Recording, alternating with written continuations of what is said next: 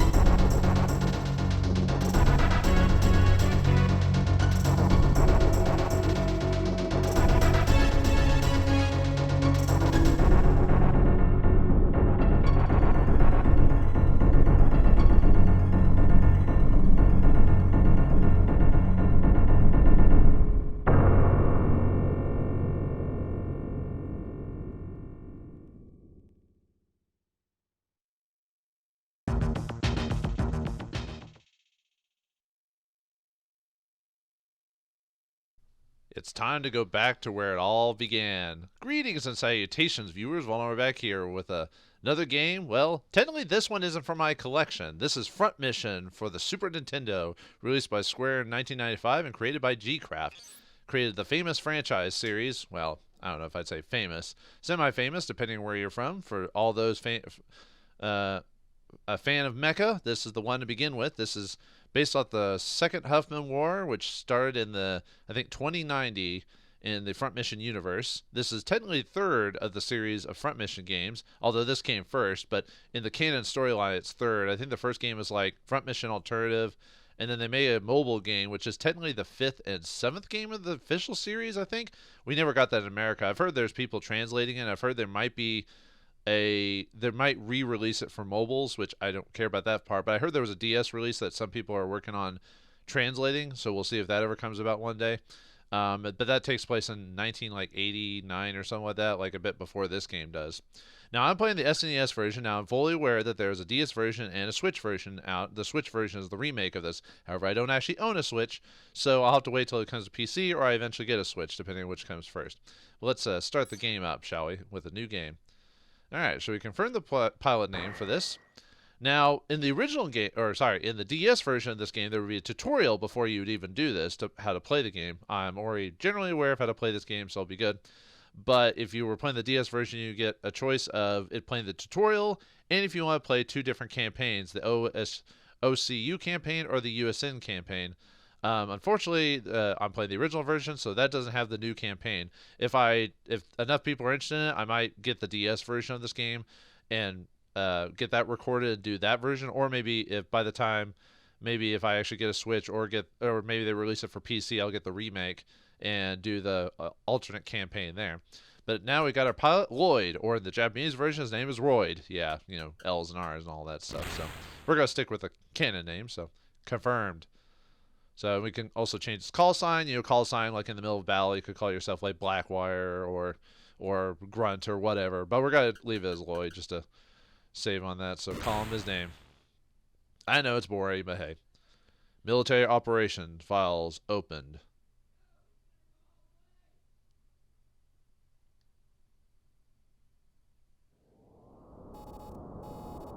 Operation briefing.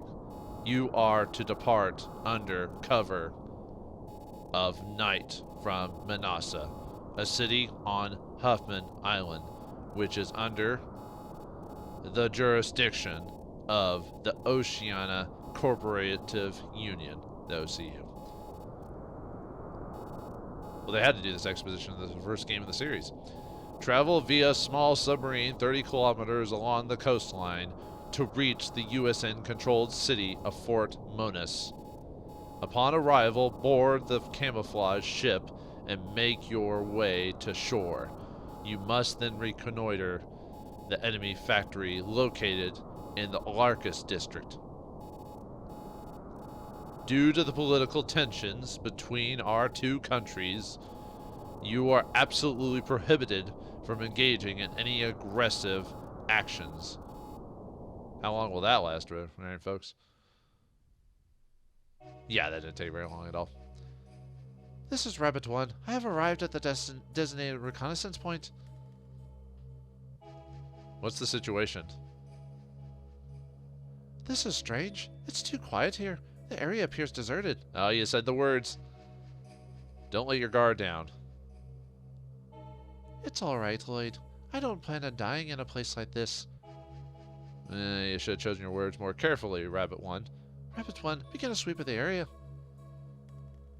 Just as I thought, you're worried about your fiancée. Open your useless mouth again during operations and you'll be shot. Forgive me, Commander, but why do we have to spy on this factory?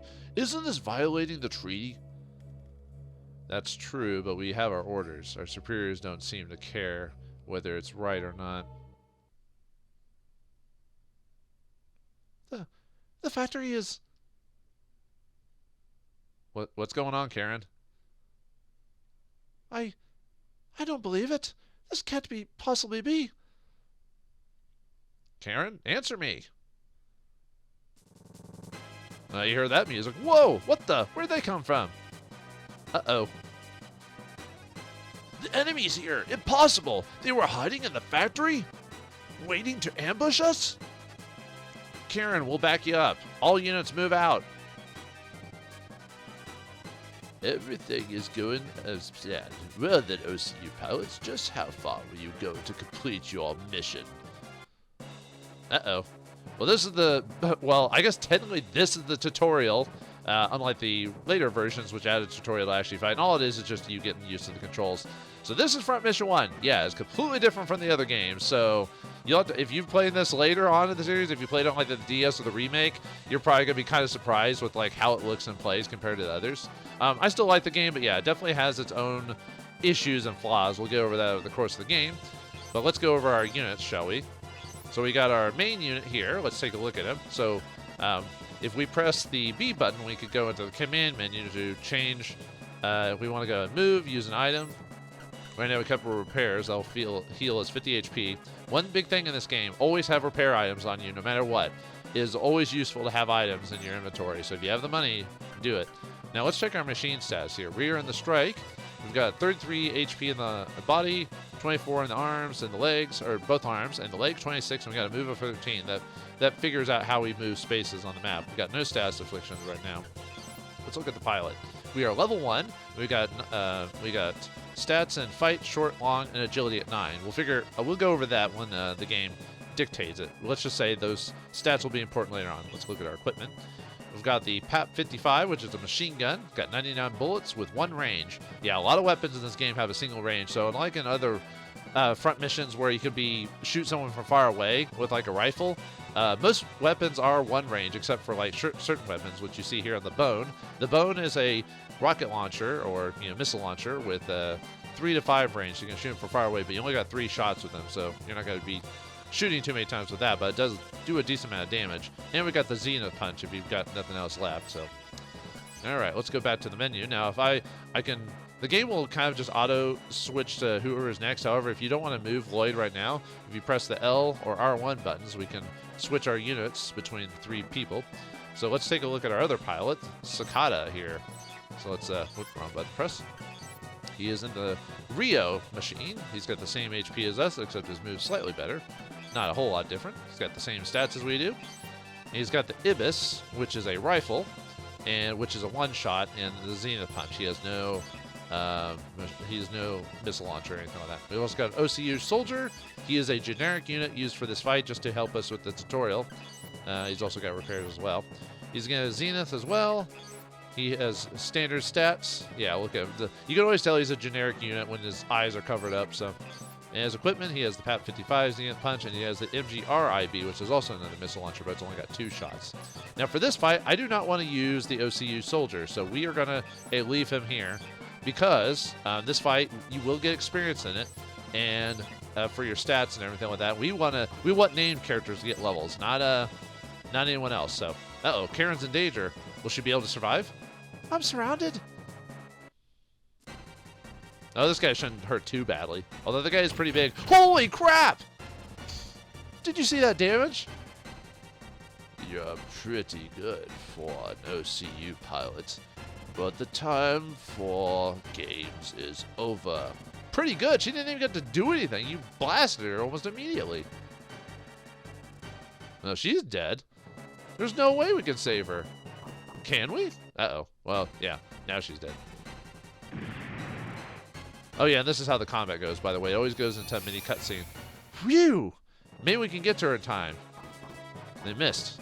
Yeah, I guess I should go over the enemy units as well. Karen, get out of there! We'll cover you from the enemy! No, Lloyd. Whatever you do, stay away. No, I can't tell the main character to do that now. So, let's take a look at the our allies here. So, I'm sorry, wrong button. You got to press the X button to go into loose mode, so you can actually check their stats. Or is it the Y button? Sorry, Y button. So, sorry, I'm not using an original SNES controller for this, and sometimes I mix up the controls. So if we press X, or sorry, if we press Y to go into open move, we can check her status as well. Oh, and we can check the enemies. So let's check her status as the pilot. Yeah, she had 30 HP, I think like 30 HP in the others, and move of 7. But and she was in the machine called the Danger Lady. However, she was never gonna move. The enemy gets to her before she gets to take her turn, and the enemy will always break her arms and legs, and never her body. This is rigged as it is, you know. Let's check her pilot stats. Not bad at 4 levels. Too bad in the world of reality that doesn't really help much, does it? Let's see, what did she have? She had the Raptor, which was a decent machine gun, and the Zenith Punch, but yeah, she never uses it. Nothing ever occurs with that. So let's take a look at the enemy general, though. He is, let's see, sorry, Driscoll. So let's take a look at his stats really quick. So he is in the Type 11DS. Look at those stats, 250 HP. How can we even fight such a monster at this early in the stage? We've barely got 30 HP. Yeah, he's got 14 move. Let's see his pilot stats. Level 40! This game's cruel. He's got 32 and fight and 31 and everything else. Look at his experience pools. And he's also got skills. We'll mess with those eventually, but it'll be a while until we actually get to unlock skills. But he's got stun 3 and speed level 1, which doesn't matter at this point. Let's take a look at his equipment. He's got the Type 11 Claw B and the Uranio. Ooh, look at that. Yeah, the Claw is a melee weapon, and the Uranio is his machine gun that he uses. So, all right, let's take a look at some of the actual units we'll actually be fighting during this whole encounter. So let's take a look at these guys. So we got the attackers. I guess I should go over what these guys are really quick. So, enemies in the game have a couple of different designations. We've got attackers, and in this case, we got attackers and missilers. Missilers will always if anything at all possible, they always try to shoot from you from far away. Most missilers will have 3 to 5 blocks away from them to hit you, and they do a decent amount of damage. Missilers are those one shots, but actually not all of them do one shots, but most of them do, and they do a decent amount of damage. So you usually want to take out missilers first if you have an opportunity, and both missilers are the same, by the way. So stat-wise, we can just look at one and we'll get the same results from both of them. So let's take a look at them. They're in the comms. They got 24 HP, 19 in their arms, and 21 in the legs, 12 move. In the future, I'm just going to show you the stats. I won't go over every single detail, but since this is the beginning episode in the tutorial, I'll go over these details and maybe show stats. After a point, I will just skim through them just to kind of give you the gist of what's going on, but I won't go through every single data point. So anyway, this guy's got basic stats similar to us, so he's not any better. He's got Calm Punch and the Piz 3, which is his missile launcher. It's got 3 to 4 spot in here, and we got 2 attackers. Let's take a look at those guys. Oops, wrong button. All right, they are in gusts. 21 HP, 16 arms, 18 legs, 21 moves. They have a decent move. Pilot, nothing to screech at. Standard fare. He's got the gust machine gun in both arms, and you can't. And the reason you want to have maybe machine guns in both arms is if you're worried about one of your arms getting blasted off. So you might, cover your bases. So anyway, we're just gonna keep moving because there's not much we can do. So yeah, you're gonna stay there. Sorry, random OCU dude. I don't want you taking my experience. Karen, run! No! By the way, the speed ability makes him go first. By the way, Kia. She's... No! Karen! Karen!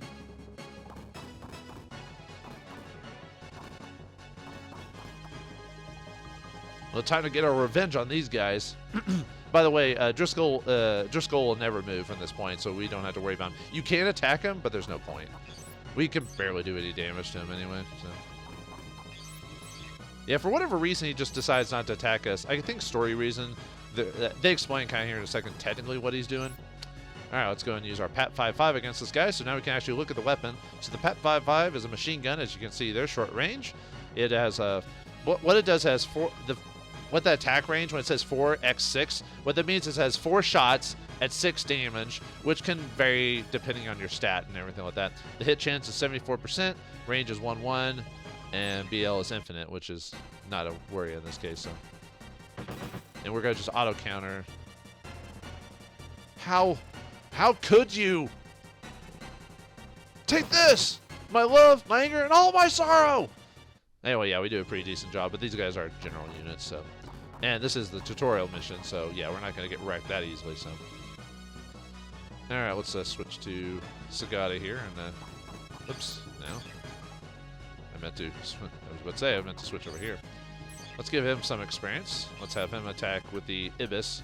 Yeah, he's got the rifle, as you can see there. It only has 1 attack at 23. I'm not a big fan of this game of one-shot items or one-shot weapons because they hit, yeah, they do a ton of damage, but if they miss, that's it. That's your turn.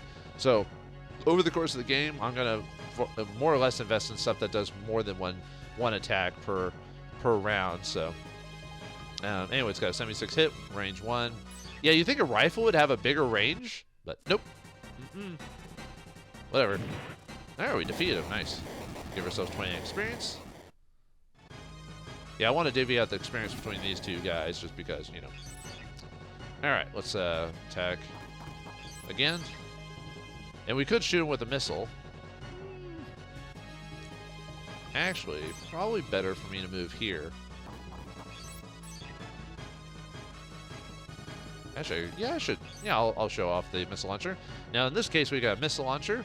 It's got 2 attack at 14, so it's a little bit better than some missile, or some are just 1 shot, so whatever. 76 hit, 3 to 5 range, BL of 3. Alright, let's shoot him. And yeah, every time you go into combat, you go into this little cutscene transition. Luckily, it's pretty quick. Now we hit him with 1. No, not bad. Could have finished him off. Guard is basically you use your... you basically just try to defend yourself from the attack, so... and you'll take a little bit less damage from that. If you have a shield, you automatically use it. But in this case, we don't have a shield. Yeah, we dodged it. Nice. The game's a little bit nicer to us in this level. Let's try again. Nice.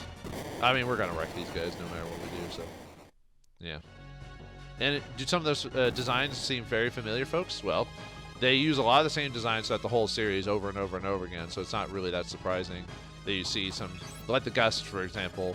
Remember them from you know, Front Mission 4, for example. Interesting enough, folks, Front Mission 4 takes place like, what, 7 years after this game? It's insane. Yeah, I know. The timeline is weird in this game. Like, Front Mission 3 actually is the farthest in the series. It's like, well, not the farthest, but it's like 2112 or something like that.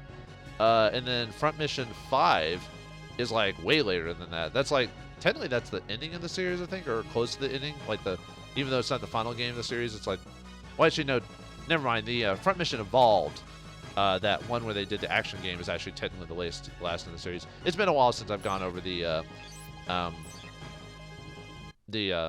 timeline of Front Mission, but I was hoping we would hit him. He can't feel his legs. But luckily that means basically his movement gets reduced to 1 because he can't move anymore because we blasted his legs. Yeah, let's just finish him off if we can. Oh, really? Yeah, that's just how the odds of the game work. Yeah. But luckily these guys aren't going to destroy us, and we do have plenty of healing items if it really came down to it. So, And yeah, you always get to counter any enemy attacks on you, except in like weird situations like missiles and stuff like that, or special weapons. But we'll go over that whenever the game shows it too. So, all right. And you can tell the game's being a bit nicer because it's clear the guy should have run over to us or hit us with a missile, but he decided to walk towards us. That won't be the case in the future, but. All right, let's give let's see if Sakata can get him some experience. He's a little bit behind. There is ways to make up for experience and money and stuff like that. Like I said, I'll go over that whenever. Oh, we must have. The reason he didn't counterattack is because we probably blew off his attacking. Because when you get attacked, you have to choose which weapon you use. If it gets blown off before you can use it, then you automatically end your turn, and well, that's just how it is. So.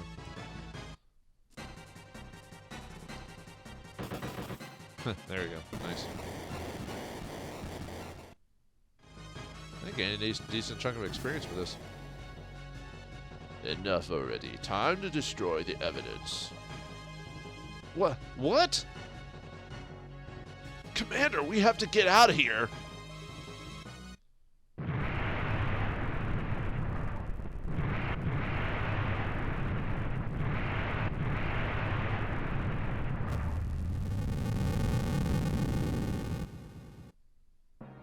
And they died. The Larkus Incident.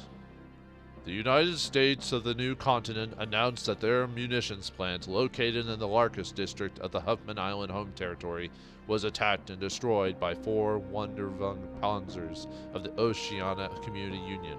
In response, the OCU denied that the incident occurred and claimed that it was a plot concocted by the USN.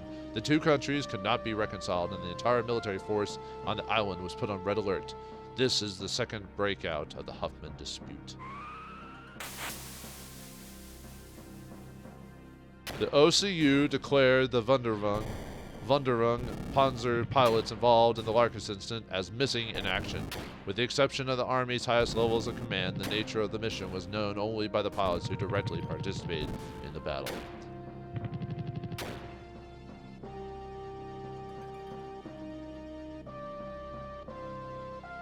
A year after the Larkus incident, Huffman Island became a territory of the OCU. Barrenden.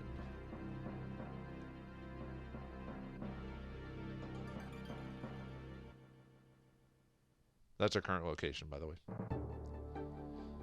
Your turn's coming up. Get ready.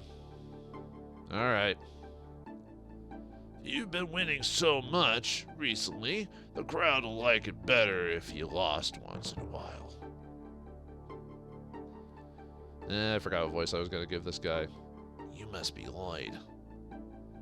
Hey, you can't come in here without permission. Who are you? Come on, Lloyd, it's showtime. Get going. Go on, we'll talk later. Today's main event. The champion from hell, Lloyd, with 12 consecutive wins, versus the Scarlet Devil, Great Zazaland. Alright, this is what we call the arena section of the game, so I'll go over that in a section, but we got our Shrike against the Scarlet Devil. Let's see, his stats are pretty close to ours. I mean, he's got better fight, but we should be fine. Maybe.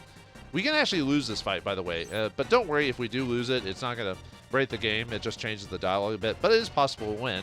So we got 3 weapons. So there's 4 things we can do. We can either use the Raptor, which is the Raptor, which is our machine gun, the Tenuous Punch, which is our punch, the Piz 3, which is our missile launcher, can guard against the attack or give up.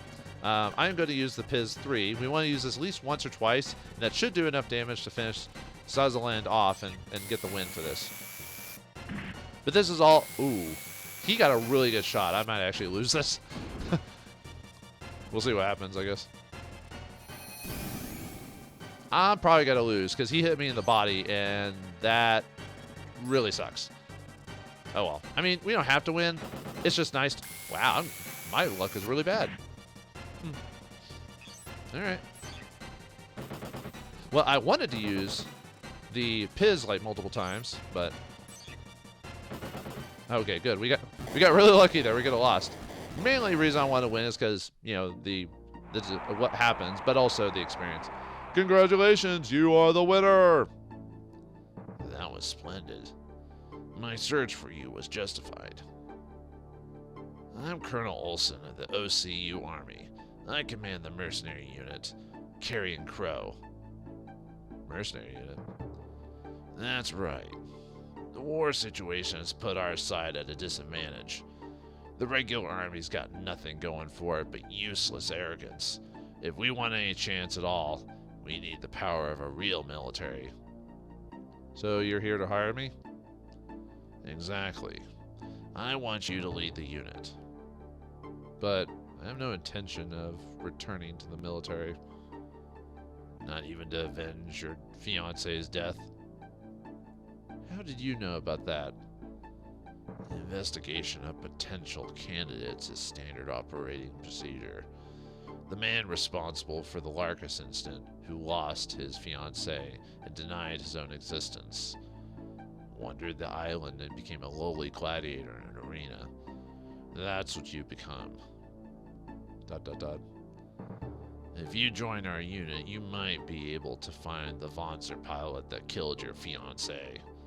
What do you say? ... Okay. Good. Operations will commence shortly. A transport plane is on standby at the airfield. Come to the office when your preparations are complete. Also, here's your contract money, 1,000 Huffman dollars. Sounds fake as all heck, doesn't it? This is Barred In. Now, this is the first shop of the game. However, I think it's a good time to stop. So it looks like we started this journey as military members of the OCU, but because of the Huffman incident, we've lost our way. Will we join Olson on his crew to find his killer? What colorful cast of characters will we run across? Will we keep doing the arena to pad out the playtime? We'll find out next time in the next episode of Front Mission. Thanks for watching. Hope you enjoyed, and I'll see you next time.